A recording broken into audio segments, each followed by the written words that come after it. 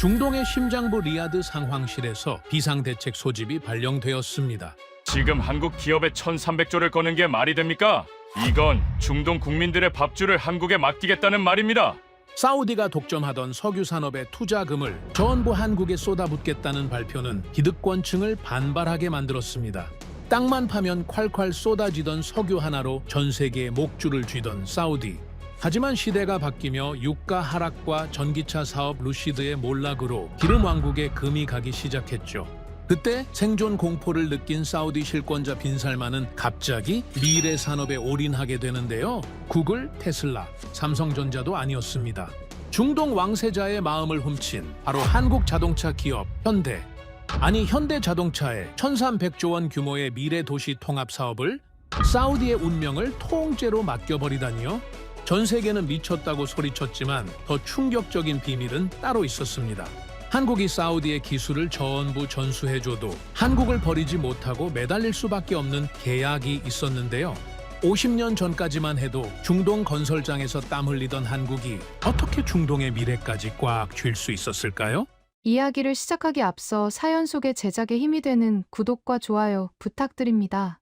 한국을 응원하신다면 대한민국 화이팅! 이라고 아래 댓글로 남겨주세요. 지금 즉시 상황실로 오십시오. 긴급합니다. 새벽 3시 제 휴대폰을 울린 그 한 통화는 제 인생에서 가장 긴장된 순간의 시작이었습니다. 급히 달려간 리야드 본부 상황실은 이미 긴장으로 가득 차 있었습니다.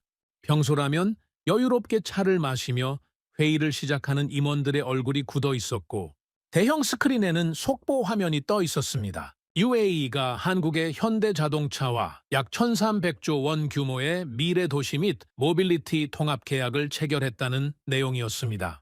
처음에는 그저 큰 규모의 자동차 수주 정도로 생각했습니다. 중동에서 이런 대규모 계약은 낯선 일이 아니었으니까요. 하지만 계약서 세부 내용이 화면에 나타나기 시작하면서 회의실의 공기가 달라졌습니다. 이건 단순한 자동차 공급 계약이 아니었습니다. 도시 전체의 교통 시스템 설계권, 에너지 인프라 통합, 자율주행 네트워크 구축, 심지어 스마트시티 운영 플랫폼까지 포함된 초대형 프로젝트였습니다. 한마디로 현대차가 UAE의 미래 도시 핏줄을 설계하게 된 것이었죠. 이게 정말입니까?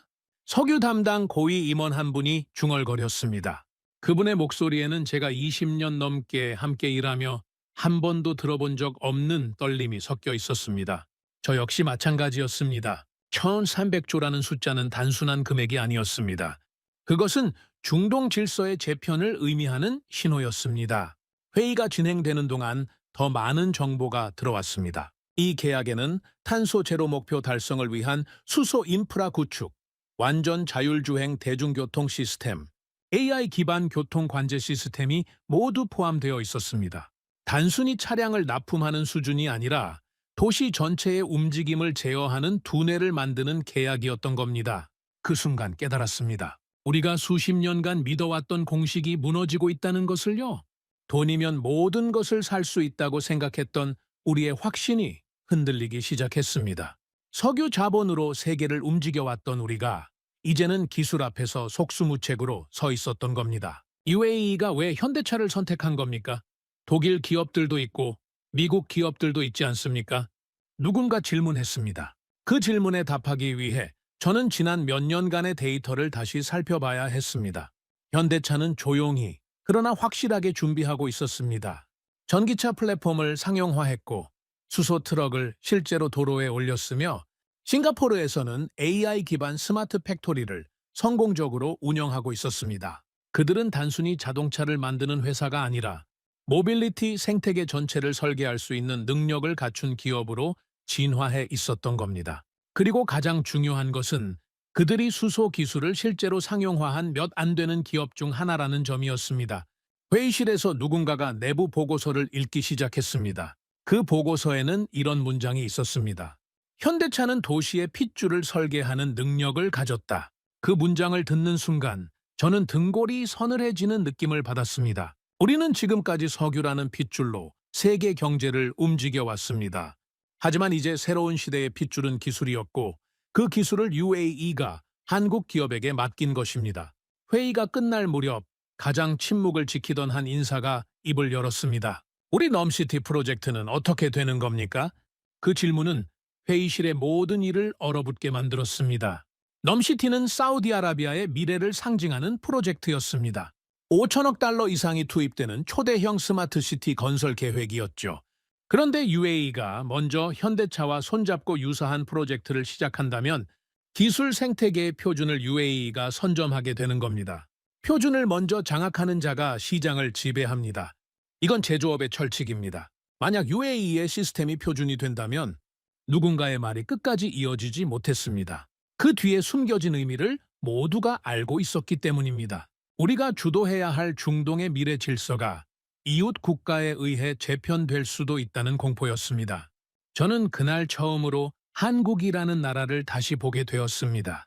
과거 제 인식 속에서 한국은 기술력은 인정받지만 체급이 다른 나라였습니다. 자동차를 잘 만들고 전자제품을 잘 만드는 제조 강국 정도였죠. 하지만 UAE 이번 선택은 그런 단순한 인식을 완전히 뒤집었습니다. 한국은 이제 도시를 설계하고 에너지 시스템을 통합하며 인공지능과 로봇 기술을 결합할 수 있는 종합 설계자로 성장해 있었습니다. 그들은 단순히 부품을 조립하는 수준을 넘어서 시스템 전체를 구축할 수 있는 능력을 보유하고 있었던 겁니다. 회의가 끝나고 사무실로 돌아왔지만 저는 잠을 이룰 수 없었습니다. 창밖으로 보이는 리야드의 야경을 바라보며 생각했습니다. 우리가 석유로 쌓아올린 이 도시들이 앞으로는 기술로 움직이게 될 것이라는 사실을요. 그리고 그 기술의 중심에 한국이 있다는 현실이 제게는 충격이자 동시에 깨달음이었습니다. 며칠 후 작성한 제 보고서 마지막 문장은 이랬습니다. UAE의 선택은 단순한 계약이 아니라 중동 권력 구조를 뒤흔드는 신호탄이다. 우리는 대응 전략을 시급히 수립해야 한다. 하지만 그때 저는 몰랐습니다. 이 보고서가 얼마나 거대한 변화의 시작이 될지를요. 그리고 그 변화의 중심에서 사우디아라비아가 어떤 선택을 하게 될지도요. 석유가 권력이던 시대는 저물고 있었습니다. 그리고 기술이 권력이 되는 새로운 시대가 우리 눈앞에서 펼쳐지고 있었습니다. UAE의 충격적인 발표 이후 사우디아라비아는 움직였습니다. 산업부와 에너지부, 그리고 왕실 경제 고문단이 하나로 합쳐진 긴급 태스크포스가 가동됐습니다. 목표는 명확했습니다. 넘시티 프로젝트를 성공시킬 최적의 파트너를 찾는 것이었죠. 회의실에는 세계 주요 기업들의 리스트가 펼쳐졌습니다. 독일의 자동차 명가들, 미국의 테크 기업들, 중국의 전기차 제조사들까지 선택지는 많아 보였습니다. 하지만 문제는 우리가 찾는 것이 단순한 자동차 공급사가 아니라는 점이었습니다. 도시 전체를 설계할 수 있는 기업이 필요합니다. 태스크포스 책임자의 말에 회의실이 조용해졌습니다. 차량 납품만 하는 기업은 이미 후보군에서 제외된 상태였습니다. 우리에게 필요한 건 교통, 에너지, 인공지능, 로봇 기술을 모두 통합할 수 있는 파트너였으니까요. 그때 한 참석자가 과거 투자 사례를 꺼냈습니다. 루시드 모터스에 대한 이야기였습니다. 사우디 국부펀드는 미국의 전기차 스타트업 루시드에 천문학적인 금액을 투자했습니다. 테슬라를 넘어설 프리미엄 전기차를 만들겠다는 비전에 투자한 것이었죠. 하지만 결과는 참담했습니다. 생산 차질, 누적되는 적자, 계속 밀리는 출시 일정, 투자금은 눈 녹듯이 사라졌고 약속했던 생산량은 달성되지 못했습니다. 돈을 쏟아부었지만 제조업의 본질인 안정적 생산 시스템을 구축하지 못한 것입니다. 루시드 보고서를 다시 검토해봤습니까? 누군가의 질문에 담당자가 파일을 열었습니다. 그 보고서를 읽는 동안 회의실 분위기가 무거워졌습니다. 핵심 결론은 간단했습니다. 돈으로 공장은 지을 수 있지만 공장을 돌리는 시스템은 살 수 없다는 것이었습니다. 제조업의 DNA는 하루아침에 만들어지지 않습니다. 수십 년간 축적된 생산 노하우, 품질 관리 시스템, 공급망 관리 능력, 이 모든 것이 유기적으로 결합되어야 비로소 안정적인 생산이 가능해집니다. 루시드는 비전은 화려했지만 그 기반이 없었습니다. 그렇다면 독일은 어떻습니까? 독일 기업들이 검토 대상에 올랐습니다.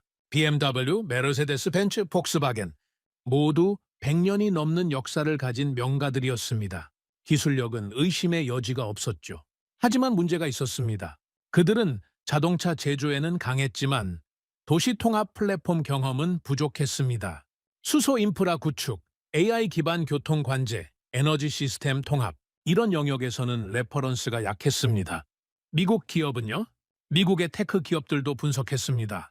소프트웨어와 인공지능 분야에서는 세계 최고 수준이었습니다. 하지만 이들에게는 결정적인 약점이 있었습니다. 제조 경험이 부족했고, 특히 수소 에너지 분야에서는 상용화 실적이 거의 없었습니다. 중국은 어떻습니까? 중국 전기차 기업들은 가격 경쟁력이 있었습니다. 생산 규모도 컸고 성장 속도도 빨랐습니다. 하지만 여기에는 다른 종류의 리스크가 있었습니다. 기술 신뢰성에 대한 의문, 그리고 무엇보다 지정학적 불확실성이 존재했습니다. 회의는 계속됐지만 완벽한 답은 나오지 않았습니다. 기술과 시스템, 그리고 정치적 안정성, 이 세 가지를 모두 충족하는 파트너를 찾기가 쉽지 않았던 겁니다. 그때 누군가 조용히 말했습니다. 현대차는 다시 검토해봤습니까? 순간 회의실이 조용해졌습니다. 사실 현대차는 초기 후보군에 있었지만 크게 주목받지 못했습니다. 독일이나 미국 기업들에 비해 브랜드 인지도가 낮았고 프리미엄 이미지도 약했으니까요. 하지만 UAE의 선택 이후 상황이 달라졌습니다. 현대차 재평가 보고서를 준비했습니다. 담당 팀이 발표를 시작했고 저는 그 내용을 들으며 점점 놀라움을 감추지 못했습니다. 현대차는 글로벌 자동차 판매 3위 규모의 기업이었습니다. 단순히 규모만 큰 게 아니라 전기차 전용 플랫폼인 eGMP를 성공적으로 상용화했고 여러 모델을 시장에 안착시켰습니다. 수소 트럭은 이미 유럽과 미국 도로를 달리고 있었습니다. 시범 운행 수준이 아니라 실제 물류 업체들이 사용하는 상용 차량이었죠. 수소 연료 전지 시스템도 직접 개발해서 양산하고 있었습니다. 싱가포르 스마트 팩토리 사례를 보십시오. 화면에 나타난 영상은 충격적이었습니다. 컨베이어 벨트가 없는 공장이었습니다. 대신 자율주행 로봇들이 부품을 실어 나르고 AI가 실시간으로 품질을 관리하며 최소한의 인력만으로 공장이 돌아가고 있었습니다. 이건 미래 공장입니다. 누군가 중얼거렸습니다. 맞는 말이었습니다. 현대차는 단순히 차를 만드는 회사가 아니라 제조업의 미래를 실험하고 있었던 겁니다. 하지만 가장 중요한 건 다음 슬라이드에 있었습니다. 현대차의 통합 역량을 보십시오. 제조, 에너지, AI, 로봇 기술을 모두 보유하고 있습니다. 보고서는 현대차를 새로운 카테고리로 분류했습니다. 자동차 제조사가 아니라 산업 생태계 설계자라고요. 그 순간 제 머릿속에서 퍼즐 조각들이 맞춰지기 시작했습니다. 사우디아라비아의 미래 전략은 수소에 있었습니다. 풍부한 태양광과 풍력을 이용해 그린 수소를 대량 생산하고 이를 새로운 에너지 수출 품목으로 만들겠다는 계획이었죠. 하지만 문제가 있었습니다. 수소를 생산하는 것과 수소를 활용하는 것은 완전히 다른 영역이었습니다. 아무리 많은 수소를 만들어도 그것을 사용할 기술이 없다면 의미가 없었습니다. 수소 트럭, 수소 버스, 수소 발전 시스템, 이런 활용 기술이 필요했고 현대차는 이 모든 것을 실제로 상용화한 몇 안 되는 기업이었습니다. 만약 현대차와 협력하지 않는다면 제가 조용히 말했습니다. 우리 수소 전략은 시작도 하기 전에 막힐 수 있습니다. 회의실이 다시 조용해졌습니다. 모두가 같은 생각을 하고 있었습니다. 우리가 현대차를 선택하는 것이 아니라 현대차가 있어야만 우리 전략이 작동한다는 사실을요. 그 순간 저는 깨달았습니다. 우리가 갑이 아니라는 것을요. 석유 시대에 우리는 확실한 갑이었습니다. 세계가 우리의 자원을 필요로 했고 우리는 가격을 정할 수 있었습니다. 하지만 기술의 시대에서는 달랐습니다. 기술을 가진 자가 진짜 권력을 쥐고 있었습니다. 회의 마지막에 한 고위 인사가 말했습니다. 독일을 검토했고 미국을 분석했으며 중국을 계산했습니다. 하지만 모든 후보에 뭔가 하나씩 빠져 있었습니다. 그분의 말이 맞았습니다. 완벽한 파트너는 없었습니다. 하지만 현대차는 우리가 필요로 하는 대부분의 조건을 충족했고 무엇보다 우리의 수소 전략과 정확히 맞물렸습니다. 며칠 후 저는 최종 보고서를 작성했습니다. 그 보고서의 핵심 문장은 이것이었습니다. 현대차는 우리가 선택할 수 있는 최선의 파트너가 아니라 우리가 반드시 선택해야 하는 필수 파트너이다. 보고서를 제출한 후 저는 창밖을 바라봤습니다. 사막 너머 어딘가에 있을 한국을 생각했습니다. 한때 우리가 건설 노동자를 받아들였던 그 나라가 이제는 우리의 미래를 설계할 기술 파트너가 되어 있었습니다. 그리고 며칠 후 조용한 움직임이 시작됐습니다. 사우디아라비아 산업 및 에너지 핵심 인사들이 비공개로 비행기에 올랐습니다. 목적지는 서울이었습니다. 공식 발표는 없었습니다. 언론에도 알리지 않았습니다. 이것은 전략 탐색이었고 조용히 진행되어야 했습니다. 하지만 그 조용한 방문이 중동의 권력 지도를 바꾸는 시작이 될 줄은 그때 아무도 몰랐습니다. 비행기가 이륙하며 창밖으로 보이는 리야드의 불빛들이 점점 작아졌습니다. 저는 생각했습니다. 이 여행이 끝나고 돌아올 때 우리는 어떤 결정을 내리게 될까요? 그리고 그 결정이 사우디아라비아의 미래를 어떻게 바꿔놓을까요? 답은 서울에 있었습니다. 인천공항에 도착했을 때 날씨는 흐렸습니다. 사우디아라비아 대표단은 최소 인원으로 구성됐습니다. 산업부 핵심 인사 3명, 에너지 전략 담당자 2명, 그리고 저를 포함한 분석팀 2명, 총 7명이었습니다. 우리는 자신감을 가지고 있었습니다. 투자금을 들고 온 쪽은 우리였으니까요. 수천억 달러 규모의 프로젝트를 제안할 수 있는 위치였고 그것은 어떤 기업에게든 거절하기 힘든 제안이었습니다. 적어도 우리는 그렇게 생각했습니다. 현대차 본사로 향하는 차 안에서 대표단 책임자가 말했습니다. 우리가 원하는 건 명확합니다.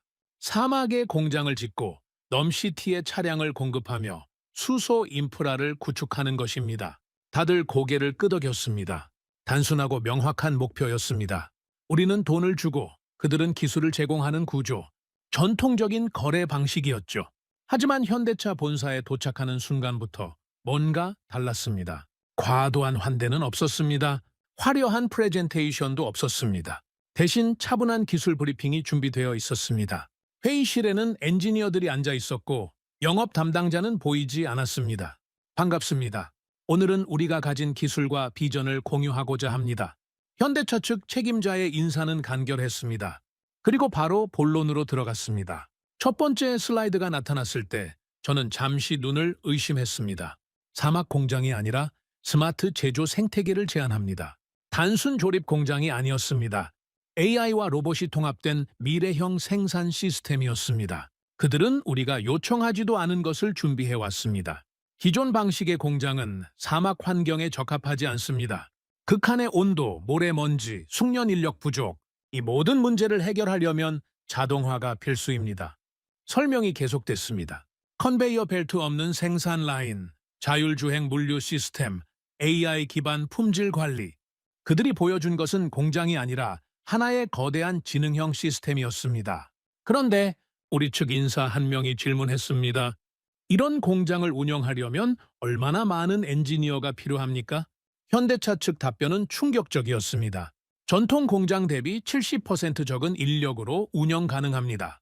회의실이 조용해졌습니다. 우리는 수천 명의 노동자를 고용할 계획을 세우고 있었습니다.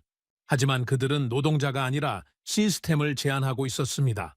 그때 저는 깨달았습니다. 우리는 공장을 사러 왔지만 그들은 미래를 팔고 있었습니다. 브리핑은 계속됐습니다. 다음은 싱가포르 사례였습니다. 화면에 나타난 영상은 마치 SF 영화 같았습니다. 사람이 거의 보이지 않는 공장에서 로봇들이 정확하게 움직이고 거대한 모니터에는 실시간 데이터가 흐르고 있었습니다. 이것이 우리가 싱가포르에서 운영 중인 스마트 팩토리입니다. 설명하는 엔지니어의 목소리에는 자부심이 묻어났습니다. 자율주행 로봇이 부품을 실어 나르고 AI가 품질을 검사하며 시스템이 스스로 최적화되는 공장. 24시간 가동되지만 관리 인력은 최소한이었습니다. 저 로봇들은 쉬지 않습니다. 모래먼지에도 영향받지 않고 섭씨 50도에서도 작동합니다. 그 말을 듣는 순간 저는 숨이 멎는 듯 했습니다. 사우디의 가장 큰 약점은 극한 환경과 숙련 인력 부족이었습니다. 전통적으로는 이 문제를 외국 노동자 수입으로 해결했죠. 하지만 현대차는 다른 해법을 제시하고 있었습니다. 사람을 더 많이 투입하는 게 아니라 사람을 최소화하는 것. 노동자를 고용하는 게 아니라 노동 자체를 제거하는 것. 이 시스템을 사우디에 적용하면 제 옆에 앉은 동료가 중얼거렸습니다. 그의 목소리에는 놀라움과 두려움이 섞여 있었습니다. 오후 세션은 수소 기술이었습니다. 회의실 분위기가 다시 한번 바뀌었습니다. 우리가 진짜 관심을 가진 영역이었으니까요. 수소 생산부터 활용까지 통합 밸류체인을 설계했습니다. 화면에 나타난 로드맵은 정교했습니다. 수소 생산 플랜트에서 시작해 저장시설, 운송트럭, 충전소, 그리고 최종 사용처인 발전 시스템까지 전체 생태계가 하나의 그림으로 연결되어 있었습니다. 현재 유럽에서 운행 중인 우리 수소 트럭입니다. 영상이 재생됐습니다. 실제 도로를 달리는 수소 트럭들, 화물을 싣고 장거리를 이동하는 모습, 충전소에서 빠르게 충전하는 장면. 이것은 시범 사업이 아니라 상용화된 현실이었습니다. 연료 전지 시스템도 직접 개발했습니까? 우리 측 에너지 전문가가 질문했습니다. 그렇습니다. 설계부터 제조까지 모두 자체 기술입니다. 순간 저는 퍼즐의 마지막 조각이 맞춰지는 느낌을 받았습니다. 사우디는 그린 수소 생산 계획을 가지고 있었습니다. 막대한 투자를 준비하고 있었죠. 하지만 수소를 만드는 것만으로는 충분하지 않았습니다. 그것을 사용할 기술, 운송할 시스템, 저장할 인프라가 필요했습니다. 그리고 현대차는 이 모든 것을 가지고 있었습니다. 만약 사우디의 수소 생산과 우리 기술이 결합된다면 현대차 측 발표자가 다음 슬라이드를 넘겼습니다. 화면에는 사우디 지도가 나타났고 그 위에 수소 생태계가 그려져 있었습니다. 생산 플랜트, 물류 네트워크, 도시 인프라, 모든 것이 유기적으로 연결된 하나의 시스템이었습니다. 중동은 세계 수소 경제의 중심이 될 수 있습니다. 그 말을 듣는 순간 회의실의 공기가 달라졌습니다. 우리는 단순히 공장 하나를 짓는 이야기를 하러 온 게 아니었습니다. 그들이 제시한 것은 사우디 경제 전체의 미래 청사진이었습니다. 브리핑이 끝나고 잠시 휴식 시간이 주어졌습니다. 우리 대표단은 별도 공간에 모여 급히 논의했습니다. 이건 예상과 완전히 다릅니다. 누군가 말했습니다. 우리는 차를 사러 왔는데 그들은 시스템을 팔고 있습니다. 다른 이가 덧붙였습니다. 저는 조용히 제 노트를 펼쳤습니다. 오전부터 지금까지 받은 정보를 정리하며 한 가지 사실을 깨달았습니다. 이 협상에서 주도권을 쥔 쪽은 우리가 아니었습니다. 돈을 가진 쪽이 유리하다는 공식은 여기서 작동하지 않았습니다. 기술을 가진 쪽, 시스템을 설계할 수 있는 쪽이 진짜 권력을 쥐고 있었습니다. 오후 늦게 정의선 회장과의 면담이 잡혔습니다. 회의실에 들어서자 그분이 직접 자리에서 일어나 악수를 청했습니다. 격식 없는 태도였지만 그 속에는 확고함이 느껴졌습니다. 사우디의 비전에 대해 들었습니다. 인상적입니다. 정중하지만 간결한 인사였습니다. 그리고 바로 핵심으로 들어갔습니다. 하지만 우리는 단순한 공급 계약은 하지 않습니다. 그 말에 우리 대표단이 긴장했습니다. 우리가 원하는 건 장기 파트너십입니다. 함께 성장하고 기술을 공유하며 미래를 만들어가는 관계입니다. 정의선 회장의 목소리에는 타협의 여지가 없었습니다. 이것은 제안이 아니라 조건이었습니다. 공장은 시작일 뿐입니다. 진짜 가치는 그 이후에 만들어집니다. 그분은 계속 말했습니다. 데이터 공유, 기술 협력, 공동 연구 개발, 단순히 완제품을 파는 관계가 아니라 생태계를 함께 구축하는 파트너십을 원한다는 것이었습니다. 그 순간 저는 확신했습니다. 우리가 테스트받고 있다는 것을요? 현대차는 우리의 진정성을 시험하고 있었습니다. 단순히 돈으로 기술을 사려는 것인지 아니면 진짜 파트너가 되려는 것인지를요. 회의가 끝나고 호텔로 돌아왔을 때 저는 긴 보고서를 작성하기 시작했습니다. 제목은 이것이었습니다. 서울에서의 권력 이동, 우리는 더 이상 갑이 아니다. 그날 밤 잠을 이루지 못했습니다. 창밖으로 보이는 서울의 야경을 바라보며 생각했습니다. 이 도시 어딘가에서 우리가 상상하지 못한 미래가 설계되고 있었습니다. 그리고 그 미래의 중심에 현대차가 있었습니다. 우리는 투자자로 왔지만 기술 수요자로 돌아가게 될 것 같았습니다. 그것이 새로운 시대의 현실이었습니다. 리야드로 돌아온 다음 날 폭풍이 시작됐습니다. 산업부, 에너지부, 왕실 경제고문단이 모두 모인 대규모 회의가 소집됐습니다. 서울 방문 보고를 위한 자리였죠. 하지만 분위기는 예상과 달랐습니다. 보고가 시작되기도 전에 질문이 쏟아졌습니다. 왜 한국입니까? 보수파로 알려진 한 고위 인사가 날카롭게 물었습니다. 그분의 목소리에는 불만이 가득했습니다. 독일 기업들도 있고 미국 기업들도 있지 않습니까? 왜 굳이 한국 기업과 손잡아야 합니까? 회의실이 긴장으로 가득 찼습니다. 저는 침착하게 서울에서의 브리핑 내용을 설명하기 시작했습니다. 스마트 팩토리, 수소 기술, 통합 시스템, 설계 능력. 하지만 설명이 진행될수록 반발은 더 커졌습니다. 그것들이 우리가 기술에 종속되어야 할 이유가 됩니까? 다른 인사가 끼어들었습니다. 우리는 세계에서 가장 부유한 국가 중 하나입니다. 왕실의 자산만 해도 천문학적입니다. 그런데 한국 기업에 손을 벌려야 한다는 겁니까? 그 말에 여러 사람이 고개를 끄덕였습니다. 자존심의 문제였습니다. 사우디아라비아는 수십 년간 오일머니로 세계를 움직여왔습니다. 우리가 투자하면 기업들이 달려왔고 우리가 주문하면 최고급 제품이 배달됐습니다. 돈이면 모든 것을 살 수 있다는 확신이 있었습니다. 그런데 이제 그 공식이 통하지 않는다는 것을 인정해야 했습니다.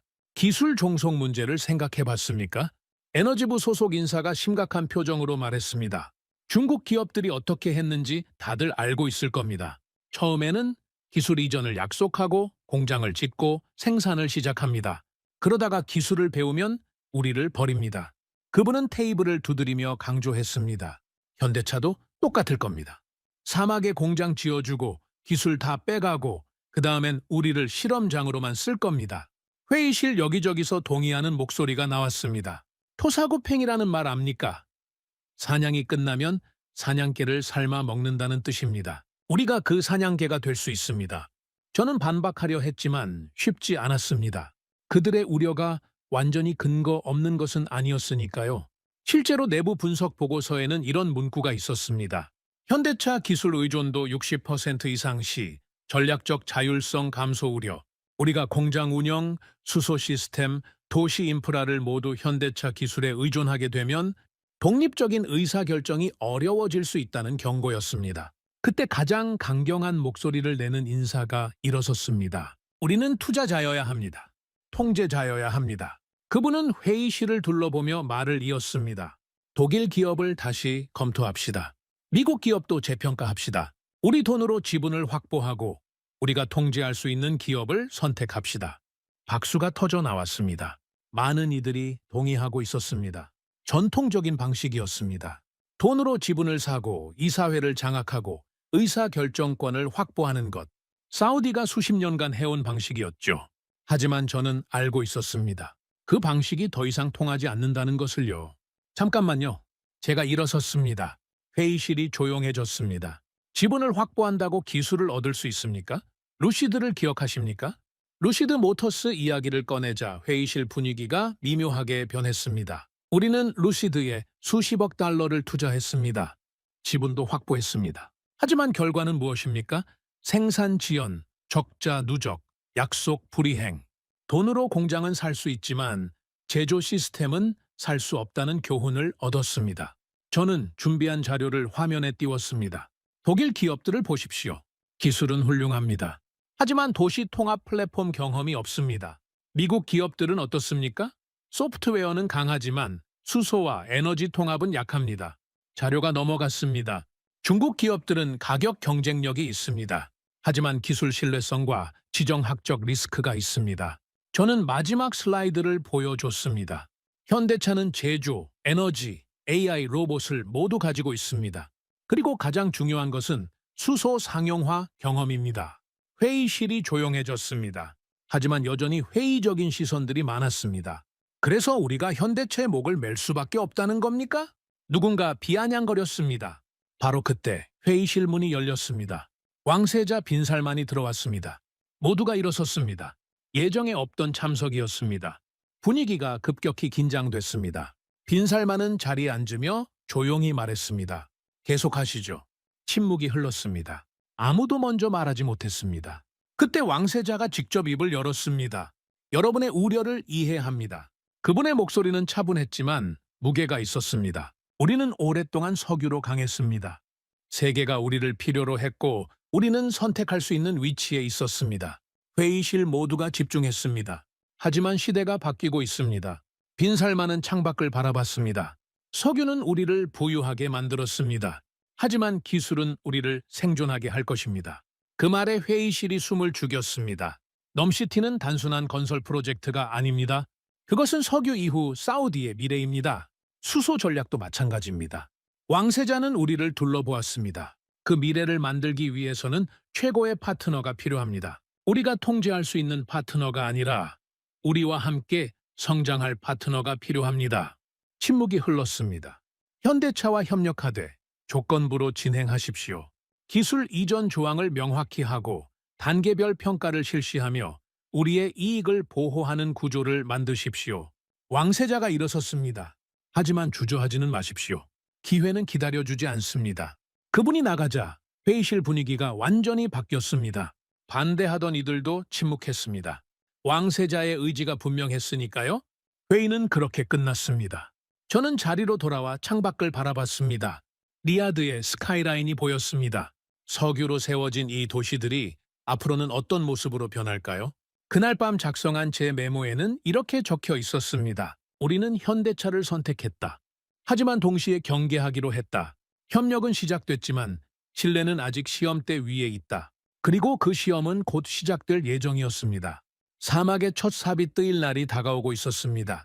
몇 달 후 리야드 북서부 산업단지에서 착공식이 열렸습니다. 사막 한복판이었습니다. 지평선까지 펼쳐진 모래밭 위에 깃발들이 펄럭이고 귀빈석에는 정부 고위 인사들이 앉아 있었습니다. 저는 그 자리에서 현대차 측이 제출한 최종 설계도를 검토하고 있었습니다. 그런데 이상했습니다. 일반적인 자동차 공장 설계되는 조립 라인, 작업장, 그리고 가장 중요하게 대규모 인력 시설이 포함됩니다.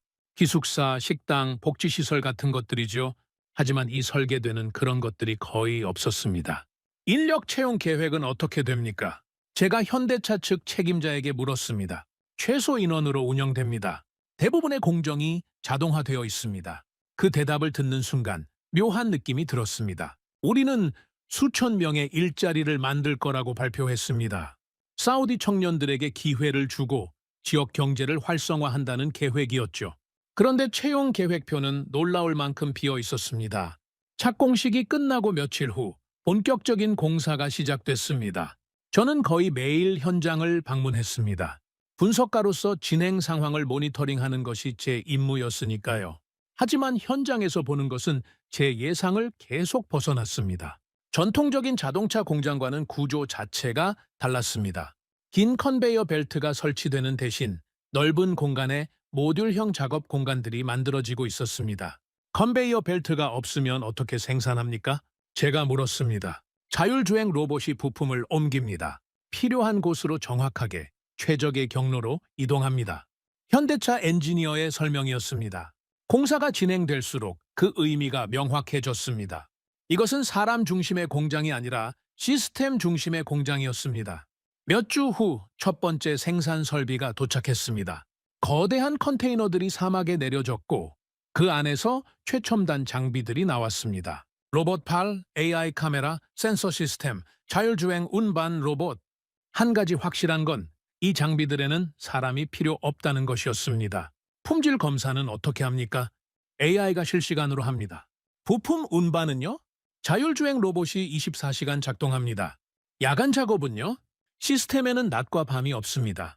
질문할 때마다 같은 답이 돌아왔습니다. 사람이 아니라 기계가, 노동자가 아니라 알고리즘이 공장을 돌린다는 것이었습니다. 저는 내부 보고서에 이렇게 적었습니다. 이 공장은 노동 집약 산업이 아니라 알고리즘 집약 산업이다. 하지만 동시에 다른 생각도 들었습니다. 사우디의 가장 큰 약점은 무엇일까요? 숙련된 제조 인력의 부족입니다. 우리는 전통적으로 석유 산업에 집중해왔고 제조업 경험이 부족했습니다. 외국인 노동자를 대규모로 수입하는 것도 한계가 있었습니다. 사회적 문제도 있고 비용도 만만치 않았죠. 그런데 현대차의 설계는 이 약점을 정확히 파고들었습니다. 사람이 없어도 돌아가는 공장, 극한의 사막 환경에서도 작동하는 시스템, 24시간 쉬지 않고 생산할 수 있는 구조, 이건 우리 약점을 기술로 상쇄하는 전략입니다. 제가 동료에게 말했습니다. 천재적인 전략이죠? 하지만 동시에 동료가 말을 이었습니다. 우리가 이 기술 없이는 공장을 돌릴 수 없다는 뜻이기도 합니다. 맞는 말이었습니다. 공사가 계속되면서 서버룸이 만들어졌습니다. 일반 공장에서는 작은 관리실 정도의 크기인데 여기서는 거대한 데이터 센터 수준이었습니다. 왜 이렇게 큽니까? 모든 공정 데이터가 여기서 처리됩니다. AI가 실시간으로 생산을 최적화하고 로봇들을 제어하며 품질을 관리합니다. 엔지니어가 설명하는 동안 저는 서버 렉들을 바라봤습니다. 수백 대의 서버가 깜박이는 불빛들로 가득했습니다. 이것이 진짜 공장의 심장이었습니다. 몇 달이 지나고 공장 외형이 완성됐습니다. 밤에 방문했을 때 놀라운 광경을 목격했습니다. 건물 안에서 빛이 새어나오고 있었는데 사람들의 목소리는 들리지 않았습니다. 대신 기계음과 서버 팬 소리만 들렸습니다. 공장인데 소음보다 서버 소리가 더 큽니다. 제가 중얼거렸습니다. 맞습니다. 이것은 제조 공장이면서 동시에 데이터 센터입니다. 현대차 측 답변이었습니다. 시험 가동이 시작됐습니다. 첫날 저는 관제실에 있었습니다. 대형 모니터에는 공장 전체가 실시간으로 표시되고 있었습니다. 엔지니어가 시스템을 가동했습니다. 자율주행 로봇들이 움직이기 시작했습니다. 정해진 경로를 따라 부품을 실어 나르고 정확한 위치에 배치했습니다. 로봇 팔들이 작동하며 조립을 시작했고 AI 카메라가 실시간으로 품질을 검사했습니다. 사람은 거의 보이지 않았습니다.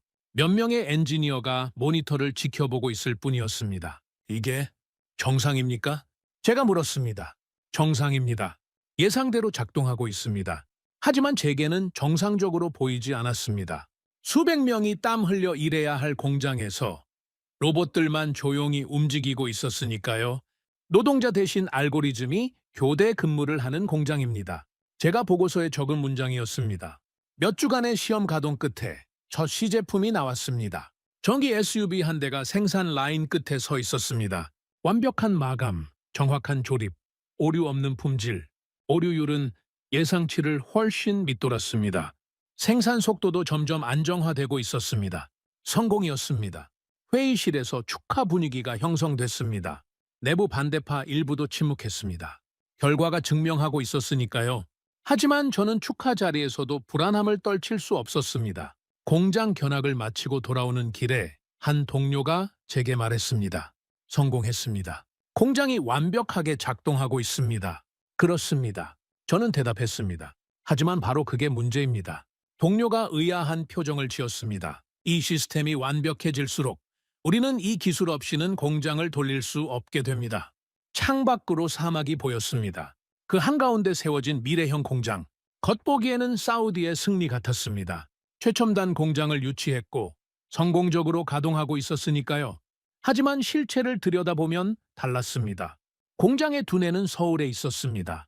핵심 알고리즘은 현대차 본사 서버에서 관리되고 있었고 주요 업데이트는 원격으로 이루어졌습니다. 우리는 공장을 소유하고 있었지만 공장을 완전히 통제하지는 못했습니다. 그날 밤 작성한 보고서 마지막 문장은 이것이었습니다. 유령 공장의 성공은 우리의 성취이면서 동시에 우리의 의존도를 증명한다. 이 공장은 현대차 기술 생태계의 일부이며 독립적으로 운영될 수 없다. 그리고 그 우려는 예상보다 빨리 현실이 됐습니다. 얼마 지나지 않아 우리가 가장 두려워하던 순간이 찾아왔습니다. 공장이 멈춰버린 것입니다. 그날은 평범한 야간 교대 시간대였습니다. 새벽 2시 43분, 제 휴대폰이 울렸습니다. 공장에 문제가 생겼습니다. 즉시 와주십시오. 급히 옷을 입고 공장으로 달려갔습니다. 도착했을 때 본 광경은 충격적이었습니다. 모든 것이 멈춰 있었습니다. 자율주행 로봇들이 제자리에서 정지해 있었고 로봇 팔들은 공중에서 멈춘 채 꼼짝하지 않았습니다. 생산 라인의 모든 움직임이 사라졌습니다. 관제실은 혼란에 빠져 있었습니다. 무슨 일입니까? 제가 물었습니다. 시스템 전체가 다운됐습니다. 갑자기 모든 로봇이 동시에 멈췄습니다. 현지 엔지니어가 당황한 표정으로 대답했습니다. 원인을 찾았습니까? 찾고 있습니다. 하지만 그가 말을 흐렸습니다. 모니터를 가리키며 말했습니다. AI 품질 관리 서버 접속이 안 됩니다. 생산 데이터 동기화도 오류가 발생했습니다. 저는 다른 엔지니어에게 물었습니다. 자체적으로 재부팅할 수 없습니까? 시도했습니다. 하지만 핵심 시스템은 외부 서버와 연동되어 있습니다. 연결이 끊기면 작동하지 않습니다. 그 말을 듣는 순간 등골이 서늘해졌습니다. 우리가 우려했던 시나리오가 현실이 된 것입니다. 현지에서 직접 복구할 수 있는 방법은 없습니까? 제한적입니다. 전체 시스템의 약 40%만 현지 통제가 가능합니다. 40%. 그 숫자가 제 머릿속에서 울렸습니다. 우리는 공장을 60% 이상 통제하지 못한다는 의미였습니다. 서울 본사에 연락했습니까? 지금 연락 중입니다. 시간이 흘렀습니다. 5분, 10분, 15분. 생산 라인은 여전히 정지해 있었고 로봇들은 움직이지 않았습니다. 관제실의 정적은 사막의 정적보다 무서웠습니다. 제 휴대폰이 울렸습니다. 리아드 본부였습니다. 상황이 어떻습니까? 고위 인사의 목소리였습니다. 시스템 전체가 다운됐습니다. 복구 작업 중입니다. 얼마나 걸립니까? 아직 모릅니다. 전화를 끊고 나서 저는 창밖을 바라봤습니다. 사막 한복판에 세워진 이 거대한 공장이 갑자기 무력해 보였습니다. 최첨단 기술로 가득한 공장이 한순간에 거대한 철 덩어리가 되어버렸습니다. 30분이 지났을 때 긴급 회의 요청이 들어왔습니다. 화상으로 리아드 본부와 연결됐습니다. 화면 너머에는 기술 종속을 경고했던 인사들이 보였습니다. 이게 우리가 우려했던 시나리오입니다. 한 인사가 차갑게 말했습니다. 우리는 이 공장을 고칠 수 없습니다. 현대차 없이는 아무것도 할 수 없습니다. 다른 인사가 덧붙였습니다. 기술 인질이 되는 것 아니냐고 했습니다. 바로 이겁니다. 저는 반박할 말을 찾지 못했습니다. 그들의 말이 틀리지 않았으니까요. 계약 조건을 재협상해야 합니다. 현지 독립 운영 비율을 높여야 합니다. 공장 통제권을 우리가 가져와야 합니다. 목소리들이 쏟아졌습니다. 분노와 불안이 섞인 목소리들이었습니다. 바로 그때 관제실에서 소리가 들렸습니다. 서울 본사와 연결됐습니다. 화상회의에 현대차 측 기술팀이 접속했습니다. 상황을 파악했습니다. 원격으로 시스템 점검을 시작하겠습니다. 한국어와 영어가 섞인 대화가 오갔습니다. 엔지니어들이 빠르게 화면을 공유하고 데이터를 분석했습니다. 알고리즘 동기화 오류입니다. 서버 업데이트 과정에서 일시적인 충돌이 발생했습니다. 복구 가능합니까? 가능합니다. 패치를 배포하겠습니다. 그들의 손가락이 키보드 위에서 빠르게 움직였습니다. 화면에는 복잡한 코드들이 흘러갔습니다. 저는 그 광경을 보며 복잡한 감정을 느꼈습니다. 안도감과 동시에 무력감이었습니다. 시스템 재부팅을 시작합니다. 현대차 측 엔지니어가 말했습니다. 관제실의 모니터들이 깜박이기 시작했습니다. 하나둘씩 시스템이 다시 살아나기 시작했습니다. 그리고 마침내 로봇들이 다시 움직였습니다. 정지했던 자율주행 로봇들이 천천히 움직이기 시작했고 로봇 팔들이 제자리를 찾았습니다. 생산 라인이 다시 돌아가기 시작했습니다. 총 중단 시간 47분. 짧다면 짧은 시간이었지만 그 47분은 우리에게 뼈아픈 교훈을 남겼습니다. 현대차 측과의 통화가 끝나고 관제실에 다시 정적이 찾아왔습니다. 엔지니어들은 안도의 한숨을 쉬었지만 제 마음은 편치 않았습니다. 문제는 해결됐습니다.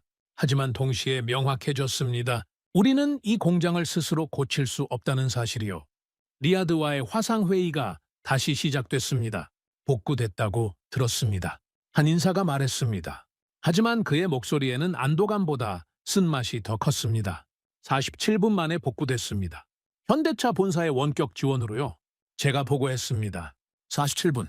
다른 인사가 반복했습니다. 우리가 아무것도 할 수 없었던 47분입니다.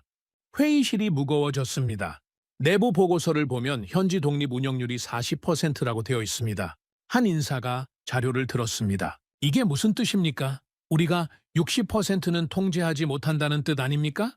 저는 사실을 인정할 수밖에 없었습니다. 맞습니다.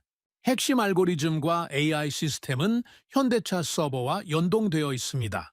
그렇다면 우리는 기술 인질입니다. 강경파 인사가 단호하게 말했습니다. 이 공장은 우리 것이 아닙니다.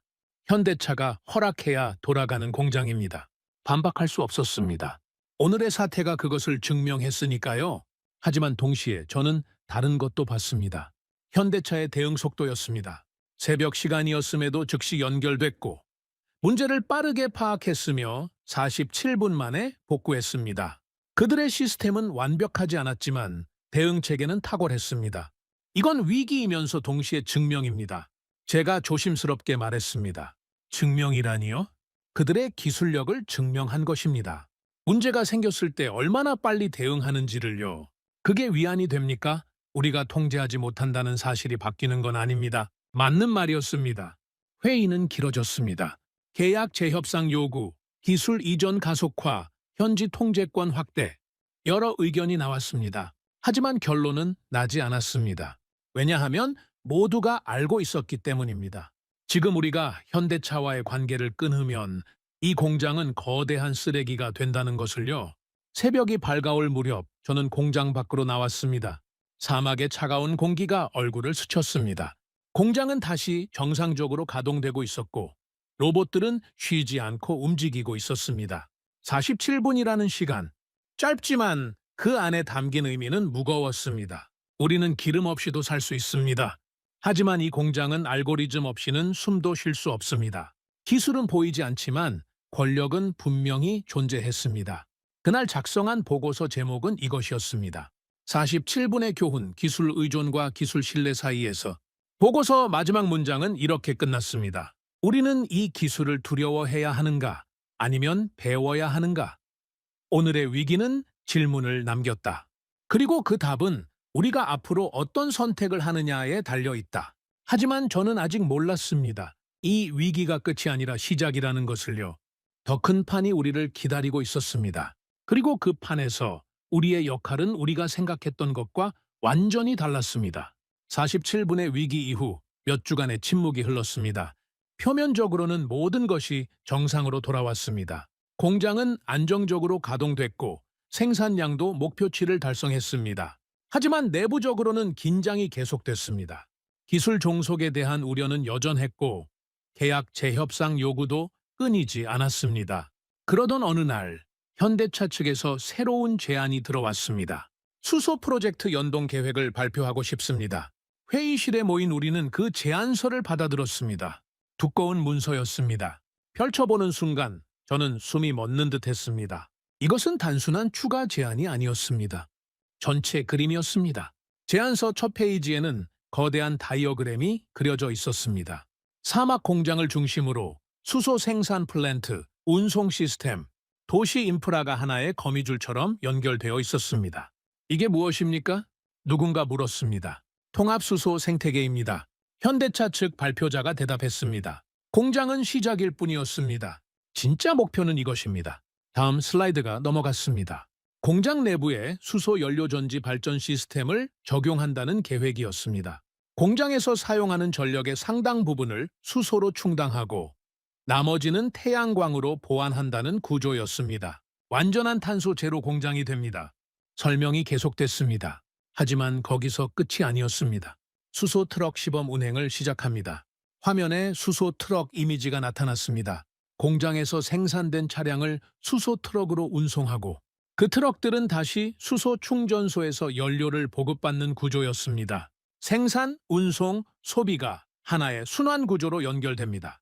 저는 그 다이어그램을 보며 깨달았습니다. 이건 공장이 아니라 수소 생태계의 심장이었습니다. 공장은 단순히 자동차를 만드는 곳이 아니었습니다. 그것은 수소 경제 전체를 시험하고 검증하고 확산시키는 거점이었습니다. 그리고 발표자가 다음 슬라이드를 넘겼습니다. 넘시티 교통 통합 운영 시스템을 제안합니다. 회의실이 조용해졌습니다. 화면에는 넘시티의 미래 모습이 그려져 있었습니다. 자율주행 셔틀, 수소버스, 전기택시, 그리고 도심 항공 모빌리티까지 모든 교통수단이 하나의 플랫폼으로 연결되어 있었습니다. 스마트 모빌리티 통합 플랫폼입니다. 설명이 이어졌습니다. 도시 전체의 교통 흐름을 실시간으로 분석하고 최적의 경로를 제한하며 에너지 소비를 최소화하는 시스템.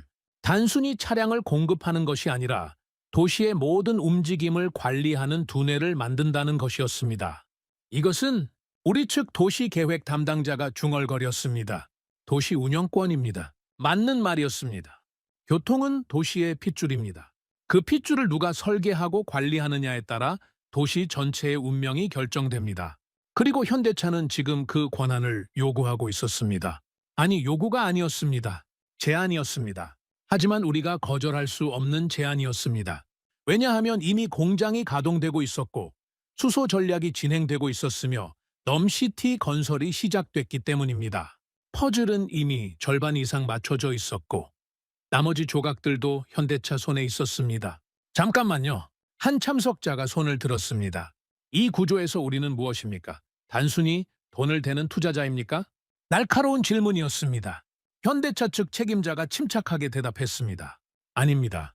사우디는 에너지 공급자입니다. 우리는 그 에너지를 활용하는 기술을 제공합니다.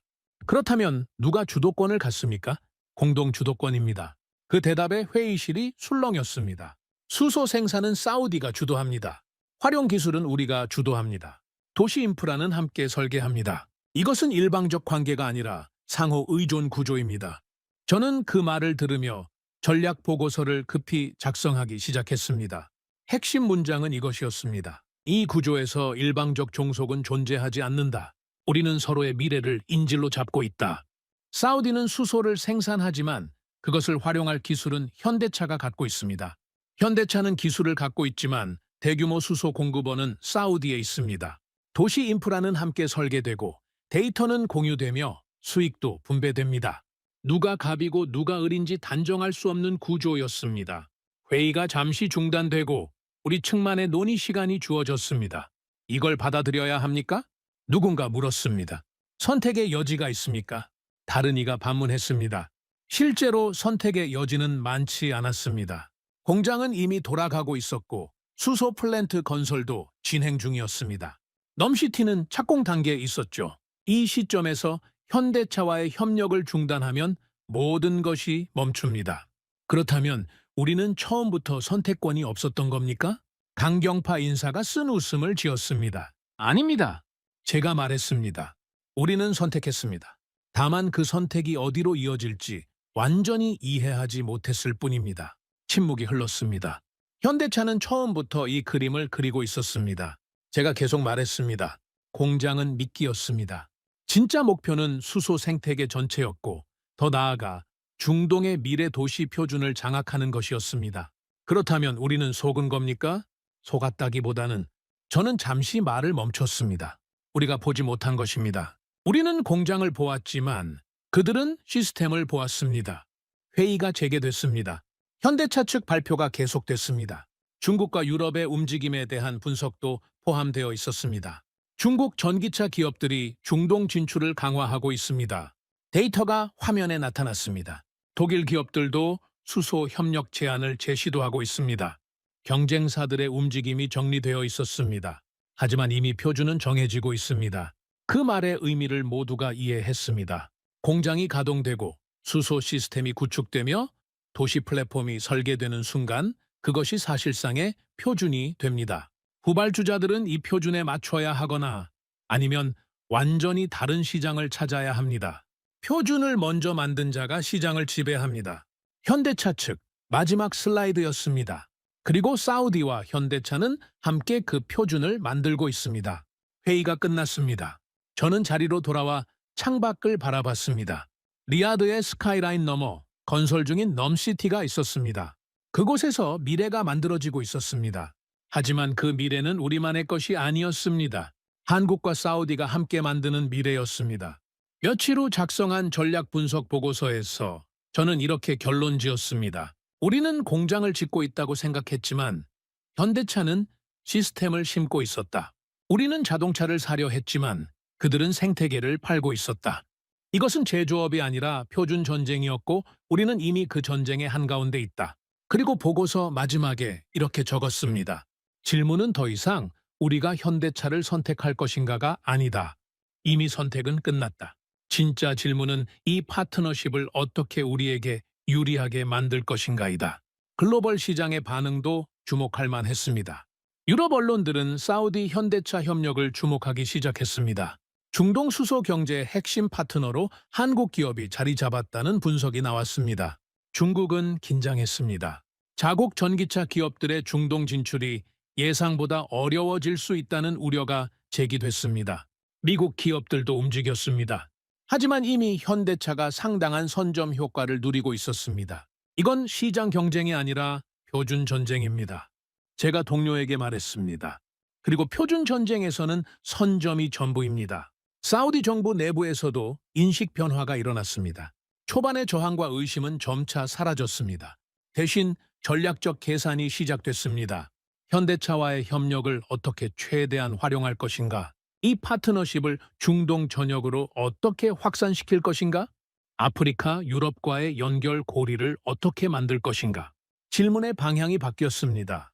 그리고 그 변화 속에서 사우디의 역할도 재정의되고 있었습니다. 단순한 석유 수출국에서 에너지 전환의 허브로, 자본만 제공하는 투자자에서 기술 동맹의 핵심 파트너로, 중동의 전통적인 강자에서 미래 산업의 실험장이자 표준 재정자로 우리는 변하고 있습니다. 한 고위 인사가 회의에서 말했습니다. 석유가 우리를 강하게 만들었다면 이제 기술이 우리를 생존하게 할 것입니다. 그 말에 모두가 고개를 끄덕였습니다. 저는 그날 밤 오랫동안 생각했습니다. 우리는 갑이라고 믿었습니다. 돈을 가진 쪽이 항상 유리하다고 생각했죠. 하지만 판은 이미 설계되어 있었습니다. 현대차는 공장을 지으면서 생태계를 심었고, 차량을 판매하면서 표준을 만들었으며, 기술을 제공하면서 미래를 설계했습니다. 그리고 우리는 그 과정에서 파트너가 되었습니다. 선택한 것인지 선택당한 것인지는 중요하지 않았습니다. 중요한 건 우리가 이제 같은 배를 타고 있다는 사실이었습니다. 그 배가 어디로 향하는지 그것을 결정하는 것이 앞으로의 과제였습니다. 몇 달 후 저는 오래된 사진 한 장을 발견했습니다. 1970년대 사우디아라비아 건설 현장 사진이었습니다. 사막 한가운데서 한국 노동자들이 땀을 흘리며 일하는 모습이었죠. 그들은 도로를 깔고 건물을 짓고 플랜트를 설치했습니다. 중동 건설 붐의 한가운데서 한국은 노동력을 제공하는 나라였습니다. 자본은 중동에 있었고 기술도 유럽과 미국에서 왔습니다. 한국은 성실한 일꾼이었습니다. 저는 그 사진을 책상에 올려놓고 창밖을 바라봤습니다. 지평선 너머로 사막 공장이 보였습니다. 최첨단 로봇들이 움직이는, 인간이 거의 필요 없는 그 공장. 50년이 흐른 지금 모든 것이 뒤집혀 있었습니다. 이제 우리가 돈을 주고 있지만 한국이 미래를 설계하고 있었습니다. 이 변화는 어떻게 일어난 걸까요? 저는 지난 몇 년간의 데이터를 다시 검토하기 시작했습니다. 한국의 산업발전 과정, 기술 축적 방식, 위기 대응 능력, 그 과정에서 하나의 패턴을 발견했습니다. 빠른 학습과 끊임없는 개선. 한국은 기술을 배우는데 그치지 않았습니다. 배운 것을 개선하고 개선한 것을 혁신으로 만들었습니다. 1970년대에는 도로를 깔았지만 2020년대에는 스마트 도시를 설계합니다. 과거에는 자동차를 조립했지만 지금은 자율주행 시스템을 만듭니다. 예전에는 부품을 수입했지만 현재는 핵심 기술을 수출합니다. 단순 모방에서 시스템 설계자로의 진화. 제가 보고서에 적은 문장이었습니다. 하지만 가장 인상적인 건 따로 있었습니다. 위기 대응 능력이었습니다.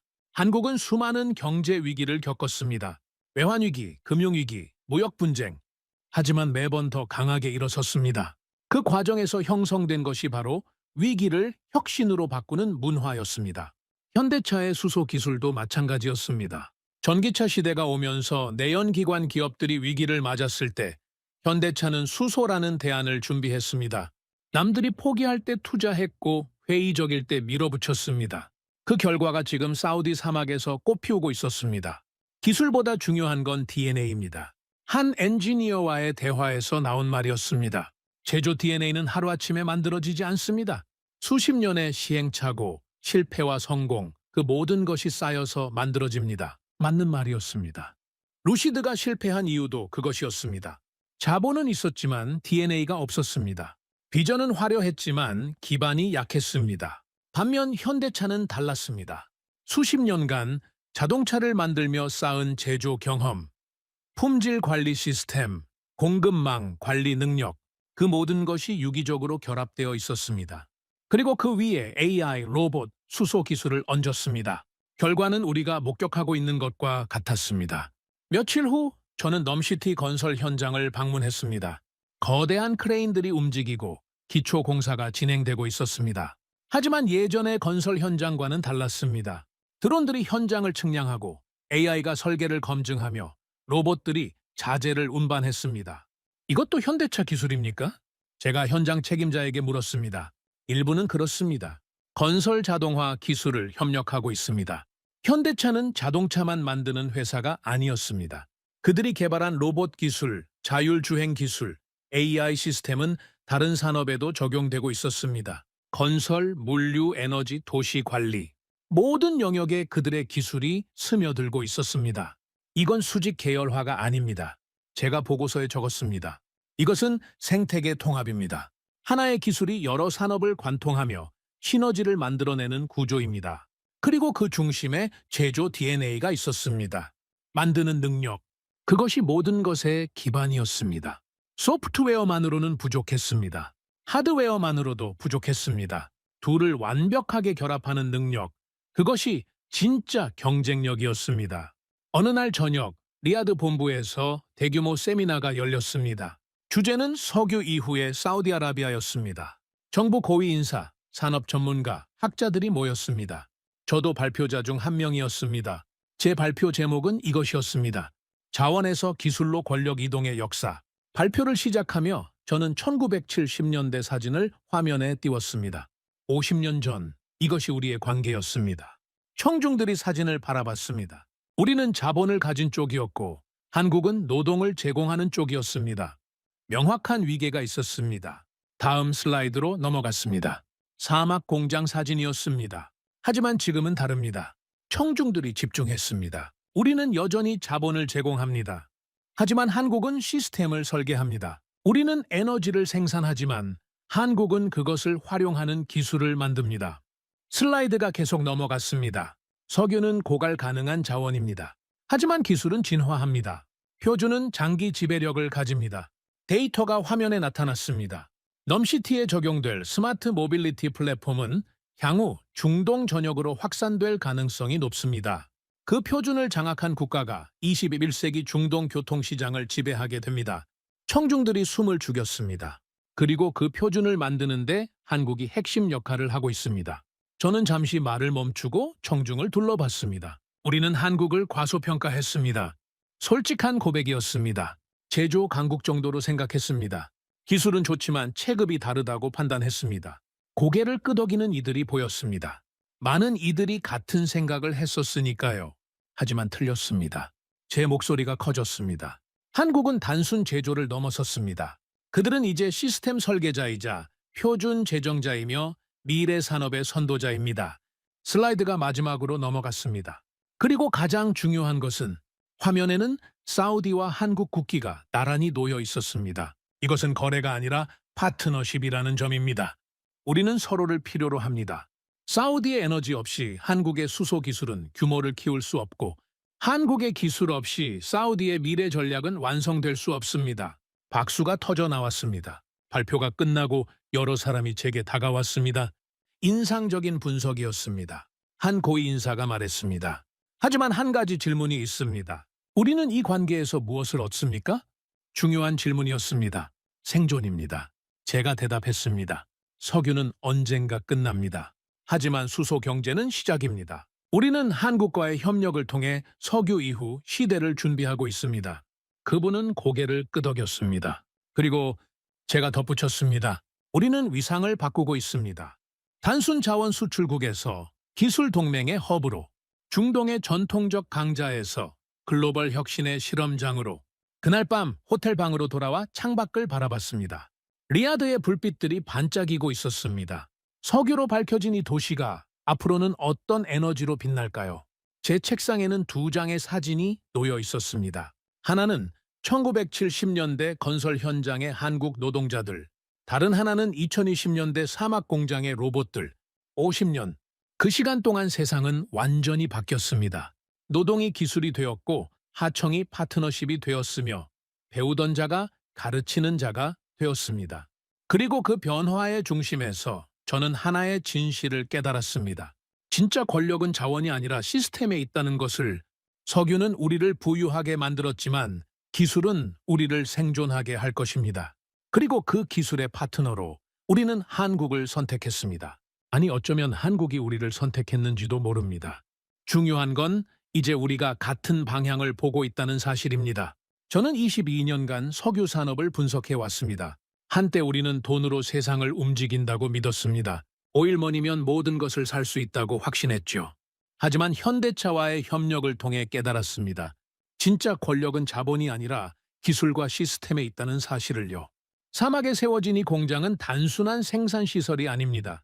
그것은 석유 이후 시대의 권력이 어디로 이동하는지를 보여주는 상징입니다. 50년 전 우리는 한국에게 일자리를 주었습니다. 지금 우리는 한국에게 미래를 배우고 있습니다. 이것은 패배가 아닙니다. 이것은 진화입니다. 우리는 석유 왕국에서 기술 동맹의 허브로 변신하고 있습니다. 그리고 그 중심에 대한민국의 제조 DNA가 있었습니다. 현대차는 자동차를 판 것이 아니었습니다. 그들은 미래를 설계했고 표준을 만들었으며 새로운 질서를 제안했습니다. 그리고 우리는 그 제안을 받아들였습니다. 왜냐하면 그것이 생존의 길이었기 때문입니다. 지금 이 순간에도 사막의 공장에서는 로봇들이 쉬지 않고 움직이고 있습니다. 수소 트럭들이 사막을 가로지르고 있습니다. 넘시티에서는 미래 도시의 청사진이 그려지고 있습니다. 그 모든 것의 중심에 한국 기술이 있습니다. 그리고 우리 사우디아라비아는 그 파트너로서 함께 미래를 만들어가고 있습니다. 이것이 제가 목격한 중동과 한국의 새로운 관계입니다. 여러분은 어떻게 생각하십니까? 자원이 권력이던 시대에서 기술이 권력이 되는 시대로의 전환. 그 과정에서 대한민국이 보여준 놀라운 진화를 느끼셨나요? 50년 만에 노동 수출국에서 기술 표준 제정국으로 도약한 대한민국. 정말 자랑스럽지 않습니까? 구독과 좋아요로 응원해 주시면 더욱 재미있는 이야기로 찾아뵙겠습니다. 해외 감동 사연을 소개해드리는 스페셜 코리아였습니다. 감사합니다.